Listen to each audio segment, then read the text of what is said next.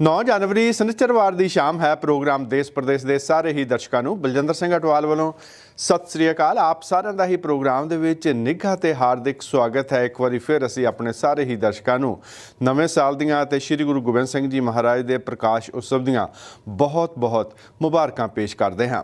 ਅੱਜ ਦੇ ਪ੍ਰੋਗਰਾਮ ਦੇ ਵਿੱਚ ਪਿਛਲੇ ਹਫ਼ਤੇ ਜਿਹੜੀ ਗੁਰੂ ਗੋਬਿੰਦ ਸਿੰਘ ਜੀ ਤੇ ਗੱਲਬਾਤ ਚੱਲ ਰਹੀ ਸੀ ਪ੍ਰਿੰਸੀਪਲ ਕਸ਼ਮੀਰਾ ਸਿੰਘ ਜੀ ਦੇ ਨਾਲ, ਉਸ ਦਾ ਬਾਕੀ ਦਾ ਹਿੱਸਾ ਪੇਸ਼ ਕੀਤਾ ਜਾਵੇਗਾ। ਪ੍ਰੋਗਰਾਮ ਦੀ ਸ਼ੁਰੂਆਤ ਦੇ ਵਿੱਚ ਜਪਜੀ ਸਾਹਿਬ ਦੀ 34ਵੀਂ ਪੌੜੀ ਦਾ ਪਾਠ ਅਤੇ ਵਿਆਖਿਆ ਸਰਵਣ ਕਰਾਂਗੇ। ਭਾਈ ਸਰਬਜੀਤ ਸਿੰਘ ਜੀ ਧੁੰਦਾ ਹੋਣਾ ਤੋਂ ਕਿਸਾਨੀ ਸੰਘਰਸ਼ ਦੇ ਨਾਲ ਸੰਬੰਧਿਤ, ਕਿਸਾਨੀ ਸੰਕਟ ਦੇ ਨਾਲ ਸੰਬੰਧਿਤ ਸੈਗਮੈਂਟਸ ਵੀ ਪ੍ਰੋਗਰਾਮ ਦੇ ਵਿੱਚ ਸ਼ਾਮਲ ਰਹਿਣਗੇ। ਅੱਜ ਦੁਨੀਆ ਦੇ ਵਿੱਚ ਇੰਨੀਆਂ ਸੁੱਖ ਸਹੂਲਤਾਂ ਹੋਣ ਦੇ ਬਾਵਜੂਦ ਪਰੇਸ਼ਾਨੀ ਦਾ ਬਹੁਤ ਸਾਰੇ ਲੋਕ ਸਾਹਮਣਾ ਕਰ ਰਹੇ ਹਨ ਔਰ ਇਹਨਾਂ ਮੁਸ਼ਕਿਲਾਂ ਚੋਂ ਨਿਕਲਣ ਦੇ ਵਾਸਤੇ, ਇੰਸਪਾਇਰ ਕਰਨ ਦੇ ਵਾਸਤੇ ਇੱਕ ਸ਼ਾਰਟ ਫਿਲਮ, ਇੱਕ ਮਿਊਜ਼ਿਕ ਵੀਡੀਓ ਦੇ ਰੂਪ ਦੇ ਵਿੱਚ ਤਿਆਰ ਕੀਤੀ ਗਈ ਹੈ, ਜਿਸ ਨੂੰ ਬਲਜੀਤ ਸਿੰਘ ਦਿਓ ਹੋਣਾ ਨੇ ਡਾਇਰੈਕਟ ਕੀਤਾ ਹੈ। ਕੀਪ ਮੂਵਿੰਗ, ਤੁਰਿਆ ਤੁਰਿਆ ਜਾ। ਇਹ ਵੀ ਅਸੀਂ ਅੱਜ ਦੇ ਪ੍ਰੋਗਰਾਮ ਵਿੱਚ ਸ਼ਾਮਲ ਕਰਾਂਗੇ। ਇਹ ਹੈ ਅੱਜ ਦਾ ਦੇਸ਼ ਪ੍ਰਦੇਸ਼ ਪ੍ਰੋਗਰਾਮ। ਰਾਤੀ ਰੁੱਤੀ ਥਿੱਤੀ ਵਾਰ, ਪਵਨ ਪਾਣੀ ਅਗਨੀ ਪਾਤਾਲ, ਇਸ ਵਿੱਚ ਧਰਤੀ ਥਾਪ ਰੱਖੀ ਧਰਮਸ਼ਾਲ, ਇਸ ਵਿੱਚ ਜੀ ਜੁਗਤ ਕੇ ਰੰਗ, ਤਿਨ ਕੇ ਨਾਮ ਅਨੇਕ ਅਨੰਤ, ਕਰਮੀ ਕਰਮੀ ਹੋਏ ਵਿਚਾਰ, ਸੱਚਾ ਆਪ ਸੱਚਾ ਦਰਬਾਰ, ਤਿੱਥੈ ਸੋਹਨ ਪੰਚ ਪਰਵਾਣ, ਨਦਰੀ ਕਰਮ ਪਵੈ ਨਿਸ਼ਾਨ, ਕੱਚ ਪਕਾਈ ਓਥੈ ਪਾਏ, ਨਾਨਕ ਗਇਆ ਜਾਪੈ ਜਾਏ। ਵਾਹਿਗੁਰੂ ਜੀ ਕਾ ਖਾਲਸਾ, ਵਾਹਿਗੁਰੂ ਜੀ ਕੀ ਫਤਿਹ। ਗੁਰੂ ਪਿਆਰੀ ਸਾਧ ਸੰਗਤ ਜੀ, ਜਪ ਬਾਣੀ ਦੀ ਚੱਲ ਰਹੀ ਲੜੀਵਾਰ ਵਿਚਾਰ ਵਿੱਚ ਅੱਜ ਆਪਾਂ 34 ਨੰਬਰ ਪੌੜੀ ਦਾ ਪਾਠ ਸਰਵਣ ਕੀਤਾ ਹੈ। ਪਾਤਸ਼ਾਹ ਜੀ ਨੇ ਇਸ ਪੌੜੀ ਵਿੱਚ ਵੀ ਉਹ ਵਿਚਾਰ ਬਖਸ਼ਿਸ਼ ਕੀਤੀ ਵੀ ਕੱਚ ਪਕਾਈ, ਭਾਵ ਕੱਚਾ ਅਤੇ ਪੱਕਾ। ਇਹ ਭਾਈ ਤੂੰ ਆਪਣੇ ਕਹਿਣ ਨਾਲ ਨਹੀਂ ਹੋਣਾ ਕਿ ਮੇਰੇ ਵਰਗਾ ਪੱਕਾ ਕੋਈ ਨਹੀਂ ਤੇ ਉਹ ਫਲਾਣਾ ਬੰਦਾ ਕੱਚਾ ਹੈ, ਉਹਨੇ ਤੇ ਉਹਦੇ ਕੋਲ ਕਚਿਆਈ ਹੈ, ਭਾਵ ਉਹਦੇ ਕੋਲ ਧਰਮ ਨਹੀਂ ਹੈ, ਉਹ ਪਰਮੇਸ਼ਰ ਦੀ ਰਜਾ ਵਿੱਚ ਨਹੀਂ ਤੁਰਦਾ, ਮੇਰੇ ਵਰਗਾ ਸੱਚਾ ਕੋਈ ਨਹੀਂ ਹੈ। ਕੱਚ ਪਕਾਈ ਉੱਥੇ ਪਾਏ, ਨਾਨਕ ਗਿਆ ਜਾਪੇ ਜਾਏ। ਗੁਰਦੇਵ ਜੀ ਕਹਿੰਦੇ ਨੇ ਗਿਆ ਜਾਪੇ ਜਾਏ ਦਾ ਅਰਥ ਹੈ ਜਦੋਂ ਤੂੰ ਉਹ ਸੱਚ ਦੇ ਸਾਹਮਣੇ ਪੇਸ਼ ਹੋਏਗਾ ਫੇਰ ਪਤਾ ਲੱਗੇਗਾ ਕੱਚਾ ਕਿਹੜਾ ਤੇ ਪੱਕਾ ਕਿਹੜਾ ਹੈ।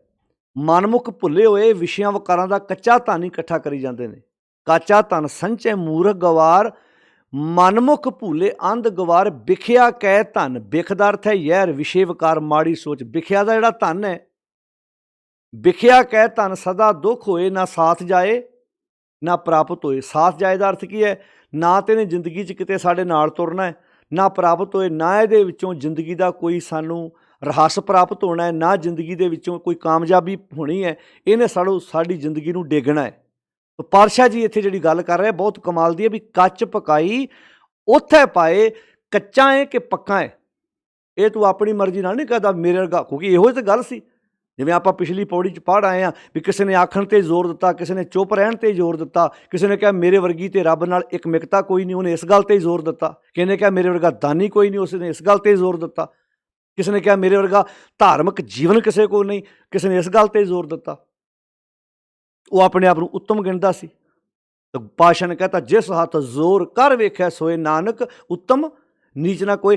33 ਨੰਬਰ ਪੌੜੀ ਦੀਆਂ ਅਖੀਰਲੀਆਂ ਤੁਕਾਂ 'ਚ ਕਹਿ ਦਿੱਤਾ ਗੁਰਦੇਵ ਨੇ ਵੀ ਉੱਤਮ ਨੀਚ ਤੂੰ ਆਪਣੇ ਆਪ ਨਹੀਂ ਬਣ ਸਕਦਾ, ਮੇਰੇ ਵਰਗਾ ਉੱਤਮ ਕੋਈ ਨਹੀਂ, ਉਹ ਨੀਚ ਹੈ। ਕਿਉਂ? ਕਿਉਂਕਿ ਤੂੰ ਅਖੌਤੀ ਧਾਰਮਿਕ ਕਰਮ ਨਿਭਾਉਣ ਨੂੰ ਉੱਤਮ ਮੰਨੀ ਜਾਂਦਾ ਹੈ, ਜਿਹੜਾ ਨਹੀਂ ਨਿਭਾਉਂਦਾ ਉਹਨੂੰ ਨੀਚ ਮੰਨੀ ਜਾਂਦਾ ਹੈ। ਪਾਤਸ਼ਾਹ ਨੇ ਕਹਿਤਾ ਕੱਚ ਪਕਾਈ ਉੱਥੇ ਪਾਏ। ਤੂੰ ਕੱਚਾ ਹੈ ਕਿ ਪੱਕਾ ਹੈ, ਤੂੰ ਕਿੱਦਾਂ ਫੈਸਲਾ ਕਰ ਲੇਗਾ ਬੰਦਿਆ? ਇਹ ਤਾਂ ਤੇਰੇ ਕਰਮਾਂ ਨੇ, ਤੇਰੇ ਜੀਵਨ ਨੇ, ਤੇਰੀਆਂ ਆਦਤਾਂ ਨੇ, ਇਹ ਨਿਰਣਾ ਦੇਣਾ ਵੀ ਤੇਰੇ ਜੀਵਨ 'ਚ ਸੱਚਾਈ ਕਿੰਨੀ ਕੁ ਹੈ। ਕੱਚ ਪਕਾਈ ਉੱਥੇ ਪਾਏ ਨਾਨਕ ਗਿਆਂ ਜਾਪੇ ਜਾਏ। ਗਿਆਂ ਜਾਪੇ ਦਾ ਅਰਥ ਕਿ ਜਦੋਂ ਤੂੰ ਸਾਹਮਣੇ ਪੇਸ਼ ਹੋਏਗਾ। ਨਹੀਂ ਤੇ ਮਲੰਮੇ ਦੀ ਝਾਲ ਵਾਲਾ ਵੀ ਅਗਲਾ ਗਹਿਣਾ ਸਾਂਭ ਕੇ ਰੱਖ ਰਿਹਾ ਸੀ, ਜਦੋਂ ਤੱਕ ਉਹਨੂੰ ਨਹੀਂ ਸੀ ਪਤਾ ਵੀ ਇਹ ਸੋਨਾ ਹੈ ਕਿ ਨਕਲੀ ਗਹਿਣਾ ਹੈ। 34, 35, 36 ਅਤੇ 37 ਇਹ 4 ਪੌੜੀਆਂ ਵਿੱਚ 5 ਖੰਡਾਂ ਦਾ ਜ਼ਿਕਰ ਹੈ। ਇਹ ਜਿਹੜੇ 5 ਖੰਡ ਨੇ ਇਹ ਕਿਤੇ ਬਾਹਰ ਨਹੀਂ ਆ। ਜਿਵੇਂ ਆਪਾਂ ਧਰਮਰਾਜ ਦੀ ਗੱਲ ਕੀਤੀ, ਉਹ ਵੀ ਬੰਦੇ ਦੇ ਅੰਦਰ ਹੈ। ਸਤ, ਸੰਤੋਖ, ਦਇਆ, ਧਰਮ ਦੇ ਖਜ਼ਾਨੇ ਵੀ ਇਨਸਾਨ ਦੇ ਅੰਦਰ ਹੈ। ਇਹ 5 ਖੰਡ ਵੀ ਬੰਦੇ ਦੇ ਅੰਦਰ ਨੇ। ਤੋ 5 ਖੰਡ ਕੀ ਆ? ਸਭ ਤੋਂ ਪਹਿਲਾਂ ਧਰਮ ਖੰਡ, ਵੀ ਮੈਂ ਧਰਮ ਕਮਾਉਣ ਲਈ ਇਸ ਦੁਨੀਆ ਤੇ ਆਇਆ। ਤੇ ਧਰਮ ਕਮਾਉਣ ਲਈ ਗਿਆਨ ਚਾਹੀਦਾ, ਸੋਝੀ ਚਾਹੀਦੀ ਹੈ। ਦੂਜਾ ਗਿਆਨ ਖੰਡ ਹੈ, ਕਿਉਂਕਿ ਜੇ ਧਰਮ ਕਮਾਉਣ ਲਈ ਗਿਆਨ ਨਾ ਹੋਇਆ ਤੇ ਫਿਰ ਬਹੁਤੇ ਬੰਦੇ ਕਰਮ ਕਾਂਡਾਂ ਨੂੰ ਧਰਮ ਸਮਝ ਕੇ ਬਹਿ ਜਾਂਦੇ ਆ। ਦੂਜਾ ਗਿਆਨ ਖੰਡ ਹੈ। ਉਸ ਤੋਂ ਬਾਅਦ ਅੱਗੇ ਸ਼ਰਮ ਖੰਡ, ਉਦਮ, ਗਿਆਨ ਆਏਗਾ। ਫਿਰ ਪਹਿਲਾਂ ਆ ਗਿਆ ਵੀ ਮੈਂ ਕੁਝ ਕਰਨਾ ਹੈ, ਉਹਦੇ ਵਾਸਤੇ ਗਿਆਨ ਚਾਹੀਦਾ ਹੈ। ਤੇ ਗਿਆਨ ਆਉਣ ਤੋਂ ਬਾਅਦ ਹੁਣ ਜੇ ਗਿਆਨ ਆ ਗਿਆ, ਉਦਮ ਹੀ ਨਾ ਕੀਤਾ, ਹੁਣ ਗਿਆਨ ਆ ਗਿਆ ਵੀ ਇੱਦਾਂ ਸਬਜ਼ੀ ਬਣਦੀ ਹੈ, ਉਹਦੇ ਲਈ ਉਦਮ ਤੇ ਕਰਨਾ ਪੈਣਾ ਨਾ। ਪਿਆਜ਼ ਚੀਰਨੇ ਪੈਣੇ, ਕਿੱਦਾਂ ਤੜਕਾ ਲੱਗਣਾ ਹੈ, ਉਹਦੇ ਲਈ ਉਦਮ ਵੀ ਤਾਂ ਚਾਹੀਦਾ ਨਾ। ਬੈਠਣਾ ਪੈਣਾ। ਜਿਹੜਾ ਸਿਲਾਈ ਕਰਦਾ ਹੈ, ਕਢਾਈ ਕਰਦਾ, ਉਹਨੂੰ ਮਿਹਨਤ ਕਰਨੀ ਪੈਣੀ ਹੈ। ਅਗਲਾ ਆ ਗਿਆ ਉਦਮ। ਤੇ ਫਿਰ ਤਿੰਨਾਂ ਤੋਂ ਬਾਅਦ, 3 ਖੰਡਾਂ ਤੋਂ ਬਾਅਦ ਚੌਥਾ ਖੰਡ ਕਰਮ ਹੈ। ਕਰਮ ਮੀਨਿੰਗ ਬਖਸ਼ਿਸ਼। ਬਖਸ਼ਿਸ਼ ਹੋਏਗੀ ਉਹਦੇ ਤੇ, ਬਖਸ਼ਿਸ਼ ਦਾ ਪਾਤਰ ਬਣੇਗਾ ਹੀ ਉਹ ਜਿਹੜਾ ਕਰਮ ਕਰੇਗਾ। ਅਸੀਂ ਉਡੀਕੀ ਜਾ ਰਹੇ ਹਾਂ, ਮਹਾਰਾਜ ਬਖਸ਼ਿਸ਼ ਕਰੋਗੇ ਤਾਂ ਹੀ ਕਰਨਾ ਸੀ, ਬਖਸ਼ਿਸ਼ ਕਰੋਗੇ ਤੇ ਬਾਣੀ ਪੜ੍ਹਨੀ ਹੈ। ਕਿਸਾਨ ਨੇ ਬੀਜ ਪਾਇਆ ਨਹੀਂ, ਆਸ ਲਾਈ ਜਾਵੇ ਮਹਾਰਾਜ ਫਸਲ ਚੰਗੀ ਹੋ ਜੇ। ਕਹਿੰਦਾ ਫਸਲ ਬੀਜੇਗਾ ਤੇ ਹੋਏਗੀ ਨਾ।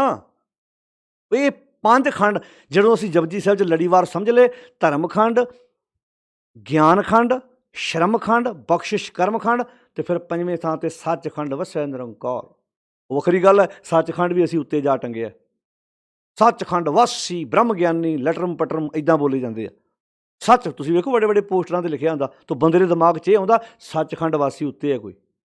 ਸੱਚਖੰਡ ਮਰਨ ਤੋਂ ਬਾਅਦ, ਸੱਚਖੰਡ ਦੇ ਵਾਸੀ ਮਰਨ ਤੋਂ ਬਾਅਦ ਨਹੀਂ ਹੋਣਾ, ਸੱਚਖੰਡ ਦੇ ਵਾਸੀ ਜਿਉਂਦੇ ਜੀ ਹੋਣਾ। ਦੁਕਾਨ 'ਤੇ ਬੈਠਿਆਂ ਵੀ ਸੱਚਖੰਡ ਹੀ ਹੋ ਸਕਦਾ। ਤੂੰ ਕਿਸੇ ਜੱਜ ਦੀ ਕੁਰਸੀ 'ਤੇ ਬੈਠਾ ਵੀ ਸੱਚਖੰਡ ਵਾਸੀ ਹੋ ਸਕਦਾ ਹੈ। ਕਿਸੇ ਉੱਚੇ ਅਹੁਦੇ 'ਤੇ ਪੁਲਿਸ ਅਫਸਰ ਹੋ ਕੇ ਵੀ ਤੂੰ ਸੱਚਖੰਡ ਵਾਸੀ ਹੋ ਸਕਦਾ ਹੈ। ਡਾਕਟਰ ਇਲਾਜ ਕਰਦਾ ਵੀ ਸੱਚਖੰਡ ਵਾਸੀ ਹੋ ਸਕਦਾ ਹੈ। ਸਕੂਲ 'ਚ ਟੀਚਰ ਪੜ੍ਹਾਉਣ ਵਕਤ ਵੀ ਸੱਚਖੰਡ ਵਾਸੀ ਹੋ ਸਕਦਾ ਹੈ। ਕਿਸਾਨ ਖੇਤਾਂ 'ਚ ਕੰਮ ਕਰਨ ਵਕਤ ਵੀ ਸੱਚਖੰਡ ਵਾਸੀ ਹੋ ਸਕਦਾ ਹੈ। ਸਾਡੀ ਕੋਈ ਭੈਣ ਮਾਤਾ ਘਰ 'ਚ ਪ੍ਰਸ਼ਾਦਾ ਤਿਆਰ ਕਰਦਿਆਂ ਵੀ ਸੱਚਖੰਡ ਵਾਸੀ ਹੋ ਸਕਦੀ ਹੈ। ਸਾਡੀ ਕੋਈ ਭੈਣ ਨਰਸ ਦੀ ਜੌਬ ਕਰਦੀ, ਮਰੀਜ਼ਾਂ ਦਾ ਇਲਾਜ ਕਰਦੀ ਵੀ ਸੱਚਖੰਡ ਵਾਸੀ ਹੋ ਸਕਦੀ ਹੈ। ਮਰਨ ਤੋਂ ਬਾਅਦ ਸੱਚਖੰਡ ਦੀ ਗੱਲ ਨਹੀਂ ਹੋ ਰਹੀ ਇੱਥੇ। ਜਿਉਂਦੇ ਜੀ ਇਸ ਜ਼ਿੰਦਗੀ ਦੇ ਵਿੱਚ ਜ਼ਿੰਦਗੀ ਜਿਉਣ ਨੂੰ, ਉਹ ਸੱਚੇ ਦਾ ਰੂਪ ਬਣਨ ਨੂੰ। ਵੇਖੋ ਗੱਲ ਕਿੱਥੋਂ ਸ਼ੁਰੂ ਕੀਤੀ, ਕਿਵੇਂ ਸੱਚਿਆਰਾ ਹੋਈ ਹੈ, ਤੇ ਫਿਰ ਅਖੀਰ ਤੇ ਕਹਿੰਦਾ ਸੱਚਖੰਡ ਵਸੇ ਨਿਰੰਕਾਰ।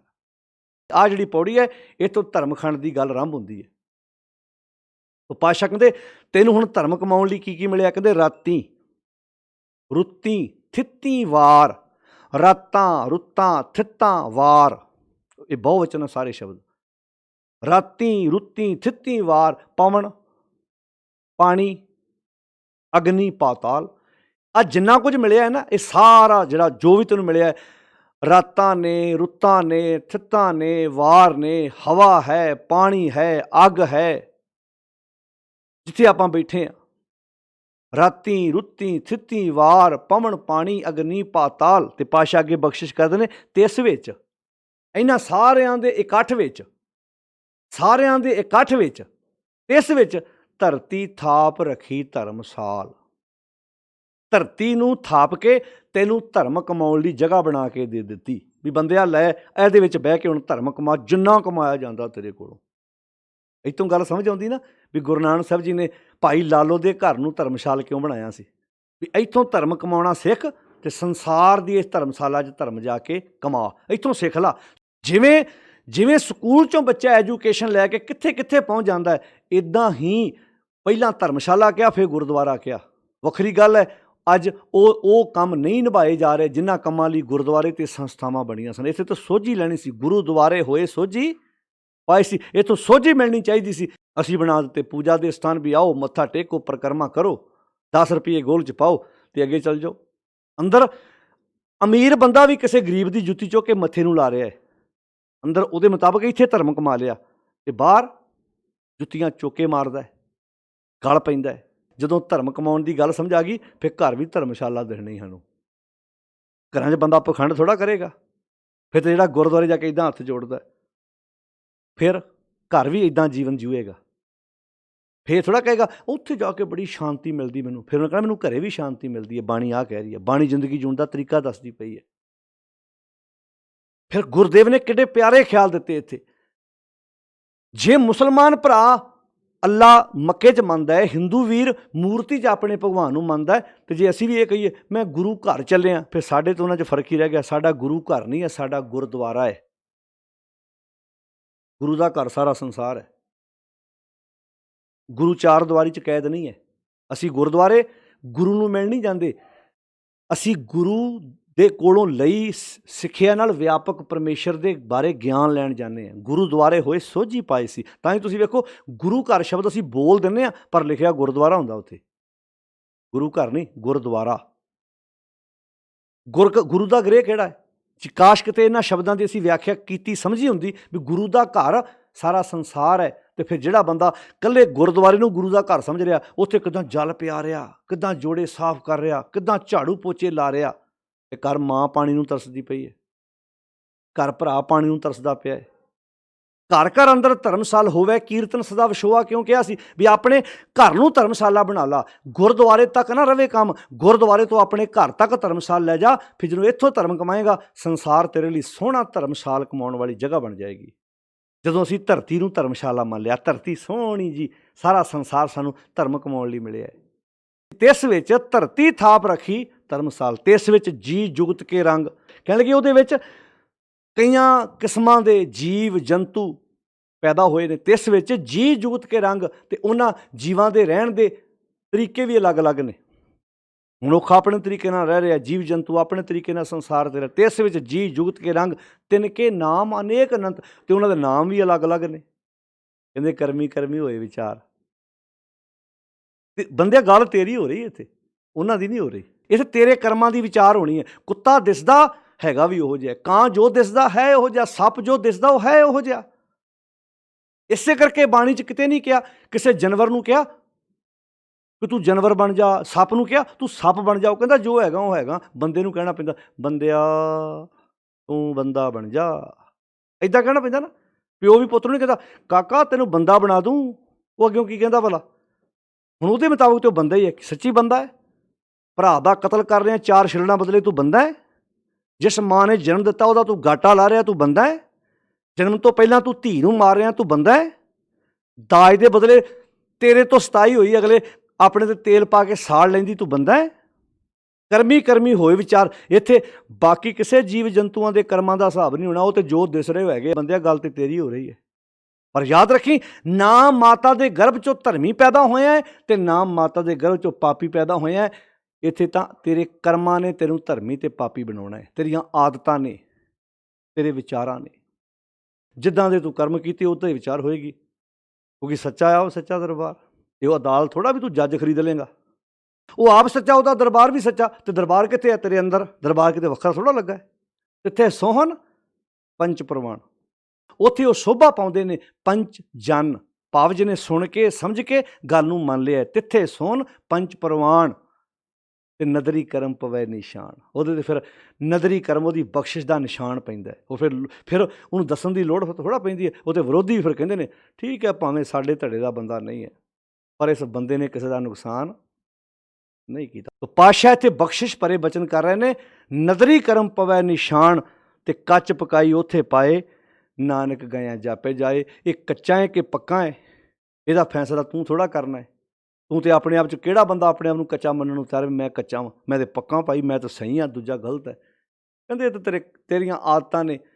ਇਹ ਤਾਂ ਕਸਵੱਟੀ ਜਦੋਂ ਗੱਲ ਲੱਗਣੀ ਆਪਣੇ ਆਪ ਕਲੀਅਰ ਹੋ ਜਾਣੀ ਹੈ। ਕੱਚ ਪਕਾਈ ਉੱਥੇ ਪਾਏ, ਨਾਨਕ ਗਿਆ ਜਾਪੇ ਜਾਏ। ਹੇ ਨਾਨਕ, ਜਦੋਂ ਸੱਚ ਦੇ ਸਾਹਮਣੇ ਤੂੰ ਪੇਸ਼ ਹੋਣਾ ਨਾ, ਉਸ ਧਰਮਰਾਜ ਦੀ ਕਚਹਿਰੀ, ਜਿਹੜਾ ਤੇਰੇ ਅੰਦਰ ਧਰਮਰਾਜ ਕਚਹਿਰੀ ਲਾ ਕੇ ਬੈਠਾ ਹੈ, ਜਿਹੜਾ ਨਾਨਕ ਜੀਵ ਪਾਏ ਕੇ ਲਿਖ ਨਾਵੇਂ ਧਰਮ ਬਹਾਲਿਆ, ਉੱਥੇ ਸੱਚੇ ਹੀ ਸੱਚ ਨਿਬੜਿਆ। ਉੱਥੇ ਸੱਚ ਦਾ ਹੀ ਨਿਬੇੜਾ ਹੋਣਾ ਹੈ। ਅਤੇ ਸਭ ਤੋਂ ਵੱਧ ਬੰਦਾ ਅਪਸੈਟ ਉਦੋਂ ਹੁੰਦਾ ਜਦੋਂ ਅੰਦਰ ਵਿਚਾਰ ਰੜਕਦੀ ਹੈ ਕਿਤੇ ਨਾ ਕਿਤੇ। ਤਾਂ ਇਹ ਪਹਿਲਾ ਧਰਮਖੰਡ। ਇਸ ਤੋਂ ਬਾਅਦ ਆਪਾਂ ਗਿਆਨ ਖੰਡ ਦੀ ਵਿਚਾਰ ਕਰਾਂਗੇ। ਗਿਆਨ ਖੰਡ ਵਿੱਚ ਕੀ ਹੁੰਦਾ ਹੈ, ਕਿੱਦਾਂ ਮਨੁੱਖ ਆਪਣੀ ਜ਼ਿੰਦਗੀ 'ਚ ਧਰਮ ਕਮਾ ਕੇ ਜੀਵਨ ਨੂੰ ਖੂਬਸੂਰਤ ਬਣਾਉਂਦਾ ਹੈ। ਸਾਧ ਸੰਗਤ ਦੀ 34 ਨੰਬਰ ਪੌੜੀ ਦਾ ਪਾਠ ਵਿਚਾਰ ਅੱਜ ਆਪਾਂ ਸਾਂਝੇ ਕੀਤੇ ਨੇ। ਸਾਰਿਆਂ ਦਾ ਧੰਨਵਾਦ ਜੀ। ਵਾਹਿਗੁਰੂ ਜੀ ਕਾ ਖਾਲਸਾ, ਵਾਹਿਗੁਰੂ ਜੀ ਕੀ ਫਤਿਹ।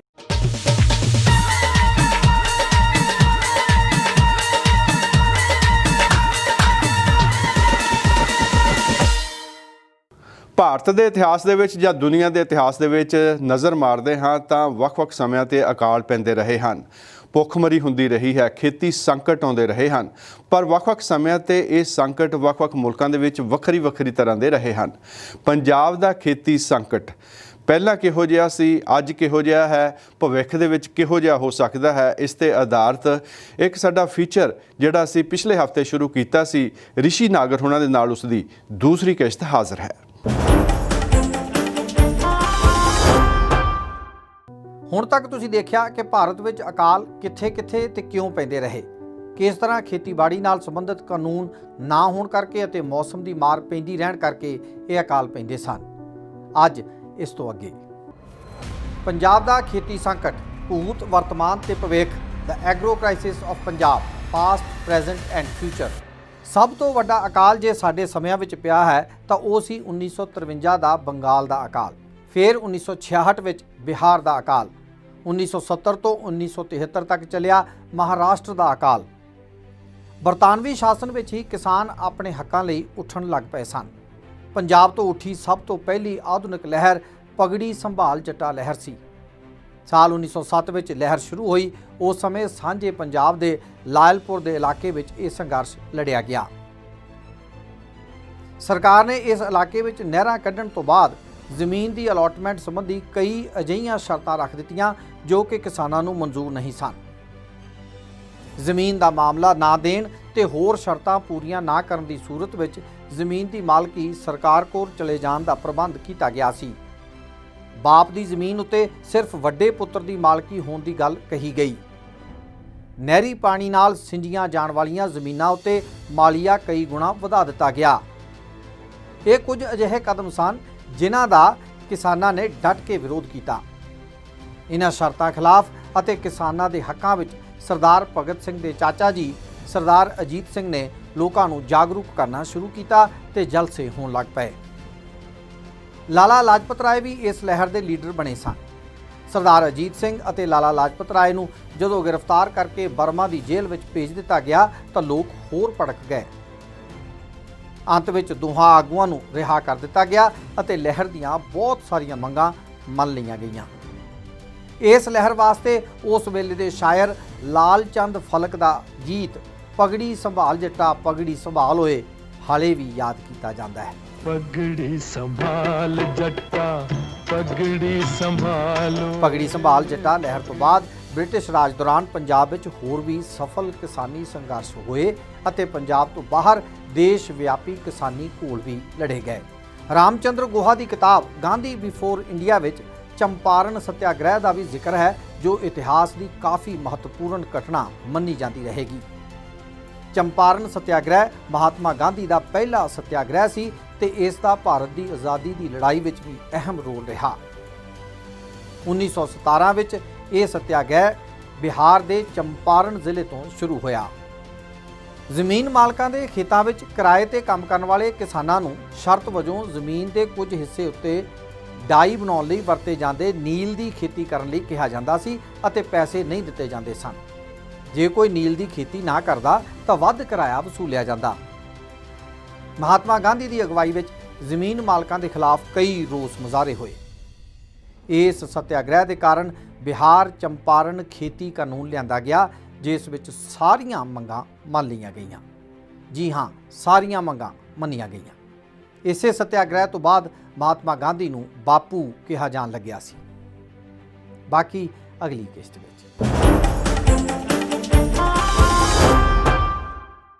ਭਾਰਤ ਸਰਕਾਰ ਜਾਂ ਮੋਦੀ ਸਰਕਾਰ ਇਸ ਵੇਲੇ ਕਿਵੇਂ ਸਰਮਾਏਦਾਰੀ ਦੀ ਕਠਪੁਤਲੀ ਬਣ ਕੇ ਕਿਸਾਨੀ ਦੀ ਬਲੀ ਦੇ ਰਹੀ ਹੈ, ਇਹ ਜਗ ਜ਼ਾਹਰ ਹੈ। ਔਰ ਇਹ ਸੰਘਰਸ਼ ਇੰਨਾ ਵੱਡਾ ਹੋ ਚੁੱਕਾ ਹੈ ਕਿ ਇਹ ਇੱਕ ਇਤਿਹਾਸਿਕ ਸੰਘਰਸ਼ ਬਣ ਚੁੱਕਾ ਹੈ ਔਰ ਦੇਸ਼ਾਂ ਵਿਦੇਸ਼ਾਂ ਦੇ ਵਿੱਚ ਇਸ ਦੀ ਚਰਚਾ ਹੈ। ਵੱਖ-ਵੱਖ ਮੁਲਕਾਂ ਦੇ ਵਿੱਚ ਜਿੱਥੇ ਵੀ ਭਾਰਤੀ ਜਾਂ ਪੰਜਾਬੀ ਬੈਠੇ ਹਨ, ਉੱਥੇ ਇਹ ਮੁਜ਼ਾਹਰੇ ਜਿਹੜੇ ਹਨ ਦਿਨ ਪਰ ਦਿਨ ਵੱਧਦੇ ਜਾ ਰਹੇ ਹਨ। ਔਰ ਦਿੱਲੀ ਦੇ ਆਲੇ ਦੁਆਲੇ ਵੀ ਕਿਸਾਨਾਂ ਨੇ ਜਿਸ ਤਰ੍ਹਾਂ ਘੇਰਾ ਪਾਇਆ ਹੋਇਆ ਹੈ, ਇਹ ਸੰਘਰਸ਼ ਹੋਰ ਤੇਜ਼ ਹੁੰਦਾ ਜਾ ਰਿਹਾ ਹੈ। ਇਸ ਦੀਆਂ ਤਾਜ਼ਾ ਰਿਪੋਰਟਸ ਅਸੀਂ ਹਰ ਰੋਜ਼ ਦੇਸ਼ ਪ੍ਰਦੇਸ਼ ਟੀਵੀ ਦੇ YouTube ਚੈਨਲ ਦੇ ਉੱਤੇ ਪੋਸਟ ਕਰਦੇ ਹਾਂ। ਇੰਟਰਵਿਊਜ਼ ਆਉਂਦੀਆਂ ਹਨ, ਲਾਈਵ ਕਵਰੇਜ ਅਤੇ ਤਾਜ਼ਾ ਰਿਪੋਰਟਸ ਪੇਸ਼ ਕੀਤੀਆਂ ਜਾਂਦੀਆਂ ਹਨ, ਜੋ ਕਿ ਤੁਸੀਂ ਦੇਸ਼ ਪ੍ਰਦੇਸ਼ ਟੀਵੀ ਦੇ YouTube ਚੈਨਲ ਤੇ ਵੇਖ ਸਕਦੇ ਹੋ। ਹਾਜ਼ਰ ਨੇ ਉਸ ਦੇ ਵਿੱਚੋਂ ਕੁਝ ਝਲਕੀਆਂ।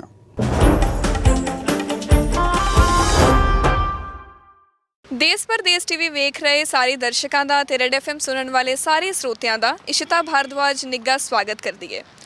90 ਸਾਲ ਪਹਿਲਾਂ ਹੋਏ ਕਿਸਾਨੀ ਸੰਘਰਸ਼ ਦੇ ਦੌਰਾਨ ਗਦਰੀ ਕ੍ਰਾਂਤੀਕਾਰੀਆਂ ਨੂੰ ਜਦੋਂ ਅੰਮ੍ਰਿਤਸਰ ਰੇਲਵੇ ਸਟੇਸ਼ਨ ਤੋਂ ਗ੍ਰਿਫਤਾਰ ਕੀਤਾ ਤਾਂ ਉਹਨਾਂ ਨੇ ਕਦੇ ਨਹੀਂ ਸੀ ਸੋਚਿਆ ਹੋਣਾ ਕਿ 90 ਸਾਲਾਂ ਬਾਅਦ ਵੀ ਉਹਨਾਂ ਦੀ ਪੀੜ੍ਹੀਆਂ ਨੂੰ ਇਸੇ ਤਰ੍ਹਾਂ ਕਿਸਾਨੀ ਸੰਘਰਸ਼ ਦਾ ਹਿੱਸਾ ਬਣਨਾ ਪਏਗਾ। ਉਹਨਾਂ ਗਦਰੀ ਕ੍ਰਾਂਤੀਕਾਰੀਆਂ ਵਿੱਚੋਂ ਇੱਕ ਸਨ ਸੰਤਾ ਸਿੰਘ ਜੀ ਤੇ ਇਹਨਾਂ ਦੇ ਗ੍ਰੈਂਡ ਨੈਫਿਊ ਗੁਰਤੇਜ ਸਿੰਘ ਜੀ ਇਸ ਵੇਲੇ ਸਾਡੇ ਨਾਲ ਮੌਜੂਦ ਨੇ। ਗੁਰਤੇਜ ਜੀ, ਇੰਨਾ ਜਜ਼ਬਾ ਤੁਹਾਡੇ ਵਿੱਚ ਕਿ ਤੁਸੀਂ ਪੈਦਲ ਚੱਲ ਕੇ ਗਏ, ਤੁਸੀਂ ਕਿੱਦਾਂ ਦਾ ਸਫ਼ਰ ਰਿਹਾ ਤੁਹਾਡਾ, ਰਾਤਾਂ ਕਿਵੇਂ ਕੱਟੀਆਂ ਤੁਸੀਂ? ਜਜ਼ਬਾ ਇਹ ਸਾਡਾ ਖਾਨਦਾਨੀ ਕਹਿ ਲਓ, ਮੇਰੇ ਜੀਨਸ ਕਰੈਕਟਰ ਦੇ ਵਿੱਚ ਤੁਰ ਕੇ ਤੁਸੀਂ ਜਾਣਾ ਕੋਈ ਏਡੀ ਵੱਡੀ ਪ੍ਰੋਬਲਮ ਵਾਲੀ ਗੱਲ ਨਹੀਂ। ਰਾਤਾਂ ਢਾਬਿਆਂ ਦੇ ਵਿੱਚ ਔਰ ਗੁਰਦੁਆਰਾ ਸਾਹਿਬ ਦੇ ਵਿੱਚ ਜਿਹੜੀਆਂ ਉਹ ਬਤੀਤ ਕੀਤੀਆਂ ਸੀਗੀਆਂ ਸੀ। ਤੁਹਾਡਾ ਕੀ ਸੁਨੇਹਾ ਹੈ ਸਰਕਾਰ ਨੂੰ? ਮੈਂ ਤਾਂ ਇਹ ਕਹਿਣਾ ਚਾਹੁੰਦਾ ਜੀ ਮੋਦੀ ਸਾਹਿਬ ਨੂੰ ਵੀ ਉਹ ਔਰੰਗਜ਼ੇਬ ਦਾ ਰੂਪ ਜਿਹੜਾ ਉਹ ਅਖਤਿਆਰ ਨਾ ਕਰਨ। ਜਦੋਂ ਰਾਤ ਹਨੇਰਾ ਘੁੱਪ ਹੋ ਜਾਂਦਾ, ਠੰਡ ਵੱਧ ਜਾਂਦੀ ਹੈ, ਤੇ ਉਸ ਟਾਈਮ ਕਿਸਾਨ ਕਿਸ ਤਰ੍ਹਾਂ ਆਪਣੀ ਜ਼ਿੰਦਗੀ ਜਾਂ ਰਾਤ ਕਿਸ ਤਰ੍ਹਾਂ ਬਿਤਾਉਂਦੇ ਨੇ, ਇਹ ਆਪਾਂ ਦੇਖਣ ਨੂੰ ਮਿਲ ਰਿਹਾ ਸਿੰਘੂ ਬਾਰਡਰ ਤੋਂ।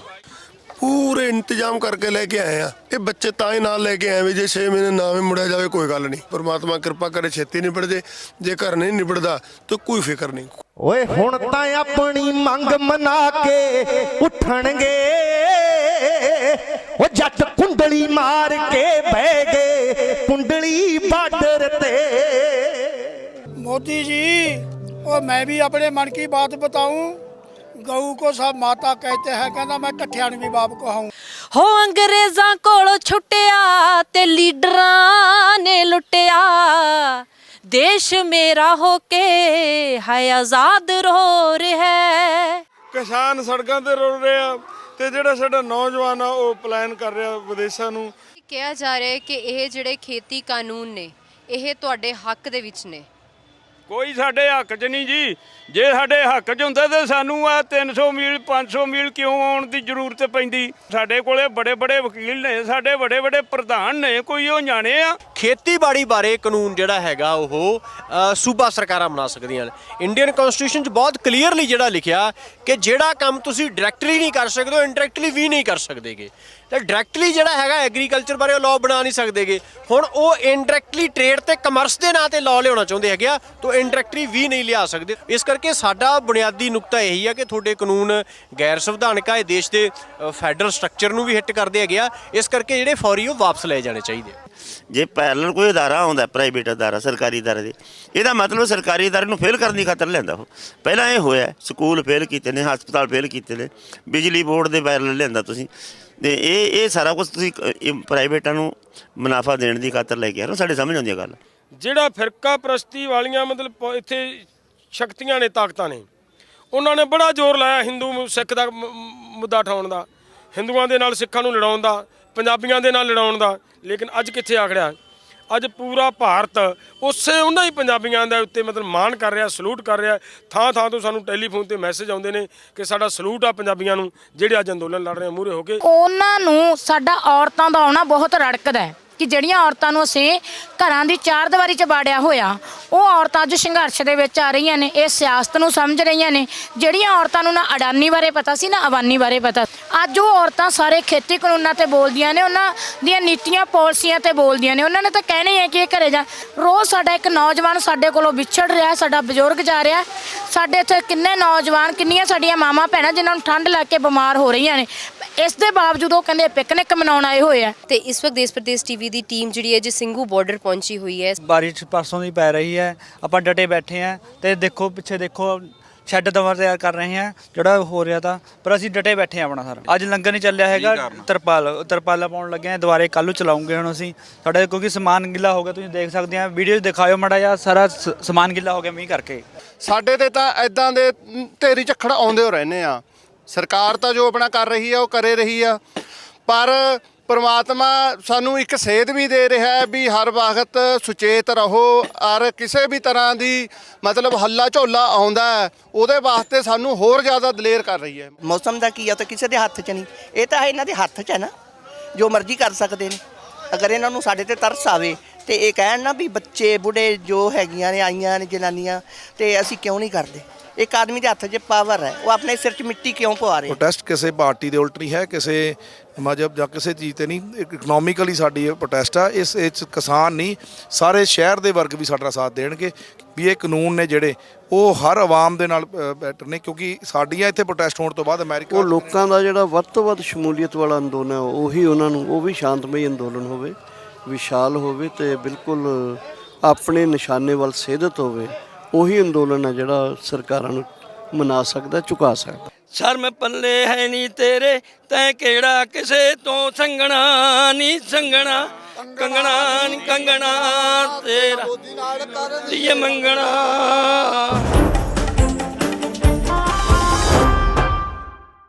ਲੋਹੜੀ ਦਾ ਤਿਉਹਾਰ ਆ ਰਿਹਾ ਹੈ। ਅਸੀਂ ਉਹਨਾਂ ਸਾਰੇ ਹੀ ਪਰਿਵਾਰਾਂ ਨੂੰ ਜਿਨ੍ਹਾਂ ਦੇ ਵਿੱਚ ਇਜ਼ਾਫਾ ਹੋਇਆ ਹੈ, ਬੇਸ਼ੱਕ ਵਿਆਹ ਤੋਂ ਬਾਅਦ ਜੀਵਨ ਸਾਥੀ ਘਰ ਦੇ ਵਿੱਚ ਆਇਆ ਹੈ, ਬੇਸ਼ੱਕ ਘਰ ਦੇ ਵਿੱਚ ਧੀ ਜਾਂ ਪੁੱਤਰ ਨੇ ਜਨਮ ਲਿਆ ਹੈ, ਪਰਿਵਾਰਾਂ ਦੇ ਵਿੱਚ ਇਜ਼ਾਫਾ ਹੋਇਆ ਹੈ, ਅਸੀਂ ਉਹਨਾਂ ਸਾਰਿਆਂ ਨੂੰ ਹੀ ਲੋਹੜੀ ਦੀਆਂ ਬਹੁਤ-ਬਹੁਤ ਮੁਬਾਰਕਾਂ, ਵਧਾਈਆਂ ਪੇਸ਼ ਕਰਦੇ ਹਾਂ।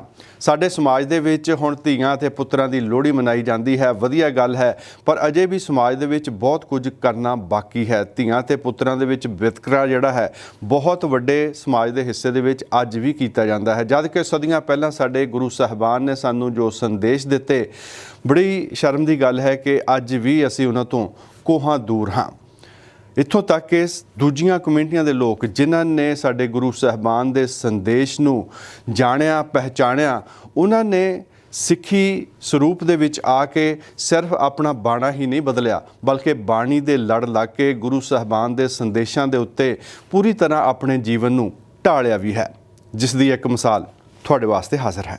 ਮੈਂ ਵਿਆਹ ਹੋਇਆ ਬੰਦਾ, ਮੇਰੇ ਪਤਨੀ ਗੁਰਦਾਸ ਕੌਰ ਖਾਲਸਾ ਇੱਥੋਂ ਦੇ ਹੈਗੇ ਆ, ਅਮਰੀਕਨ ਗੋਰੀ ਸਿੱਖ ਹੈ, ਤੇ ਪਿਛਲੇ ਸਾਲ ਗੁਰੂ ਮਹਾਰਾਜ ਨੇ ਇੱਕ ਸਾਨੂੰ ਬਹੁਤ ਗਿਫਟ ਦੇ ਦਿੱਤੀ, ਬਹੁਤ ਤੋਹਫਾ ਦਿੱਤਾ ਕਿ ਬੱਚੀ ਪੈਦਾ ਹੋਏ ਘਰ ਵਿੱਚ, ਕੁੜੀ।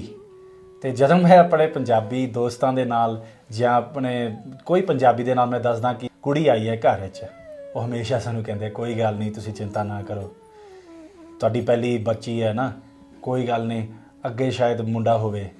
ਤੇ ਮੈਂ ਹੈਰਾਨ ਹੁੰਦਾ, ਚਾਹੇ ਮੈਂ ਪੰਜਾਬੀ ਬੋਲਦਾ, ਚਾਹੇ ਮੈਂ 20 ਸਾਲ ਤੋਂ ਪੰਜਾਬ ਵਿੱਚ ਰਹਿ ਰਿਹਾ, ਮੈਂ ਹਜੇ ਵੀ ਮੈਂ ਸਮਝ ਨਹੀਂ ਲੱਗਦੀ, ਕਿਉਂਕਿ ਮੈਂ ਗੋਰਾ ਹਾਂ, ਮੈਂ ਇੱਥੋਂ ਦਾ ਹੈਗਾ। ਮੈਨੂੰ ਬਹੁਤ ਹਾਸਾ ਹੁੰਦਾ ਕਿ ਕਹਿੰਦੇ ਕੋਈ ਗੱਲ ਨਹੀਂ, ਸਾਨੂੰ ਗੱਲ ਦੀ ਗੱਲ ਥੋੜ੍ਹੀ ਹੈ, ਸਾਨੂੰ ਬਹੁਤ ਅੱਛਾ ਲੱਗਦਾ, ਸਾਨੂੰ ਬਹੁਤ ਮਾਣ ਹੈ ਕਿ ਕੁੜੀ ਪੈਦਾ ਹੋਈ ਸਾਡੇ ਘਰ ਦੇ ਵਿੱਚ।